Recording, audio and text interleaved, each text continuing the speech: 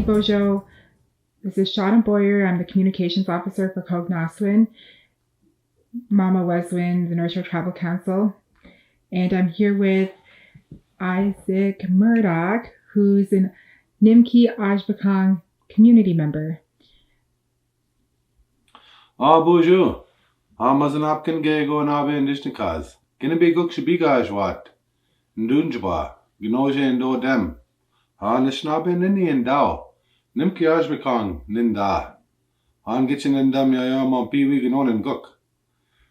So I'm very happy to be here to speak with you today. I'm going to tell you a story of what happened a long time ago.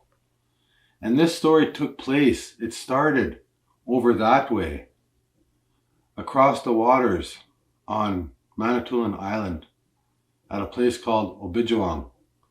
That place does not exist. That community does not exist anymore. It's gone because these were traditional people that didn't want to make treaty. They didn't want nothing to do with the Indian Act. They wanted to just stay in their cultural ways. And of course, over time, the Koognaasewin, they took over everything. And those people disappeared and joined other bands. But one of those people, his name was Goegum. And Goegum passed this story I'm going to tell you on to his grandson, who then passed that story on to me. And so this story starts at Obijawong. They say long ago there was a ceremony happening there. And at this sacred ceremony, all the men were sitting around with their pipes. They were smoking them. It was a very important ceremony. They were called to do it. And all of a sudden, one pipe, it started to make a weird noise. Crackling, popping, and then all of a sudden a voice came out of it. That voice started to talk, but nobody could understand that voice. Nobody knew what it was saying. So there was an old man. He went over and he took medicine out of his medicine bag and he put it inside the ear of another old man. As soon as that medicine went in his ear, he could hear and understand everything that pipe was saying. And what that pipe, that sacred Pwagan said, was that there's a great man coming here.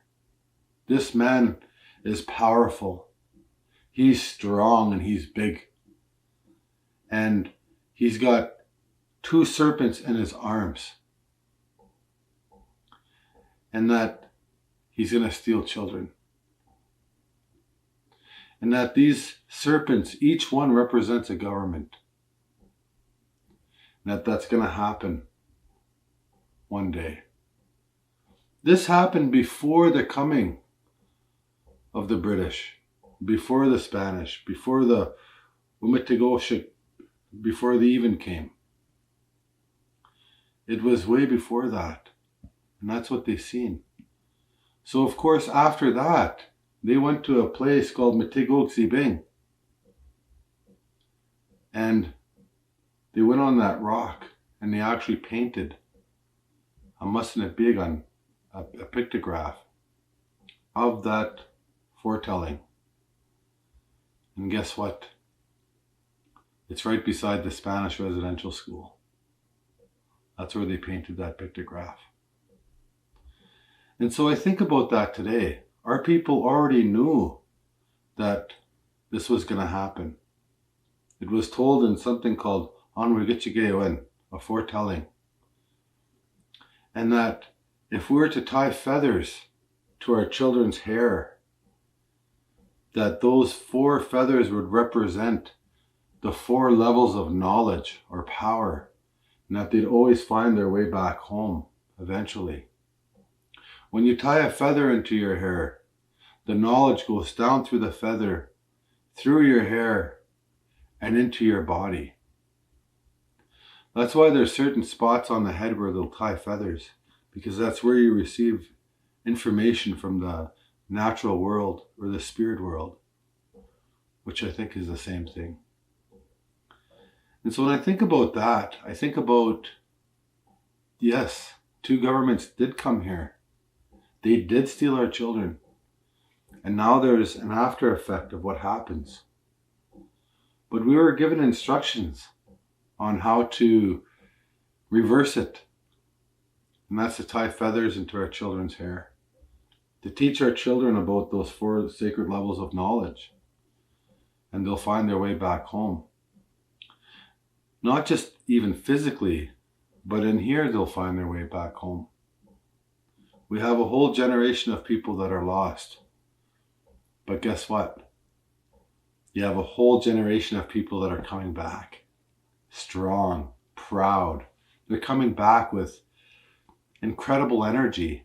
There's, revitalization, or the rekindling of our language, of our songs and our dances and our customs and our beliefs. This is all coming back through the sacred feathers. And I believe that one day, and it won't be long, when our people will be strong, like how they used to be. Right now, the intergenerational effects of residential school have been very hard. But it didn't destroy us. We're still here. And we survived. And I believe that, like I said, in the future, it will be a thing of the past. Right now, our people are still living through it, but it won't be like that way forever. That was foretold too. Anaha miigwech miwe.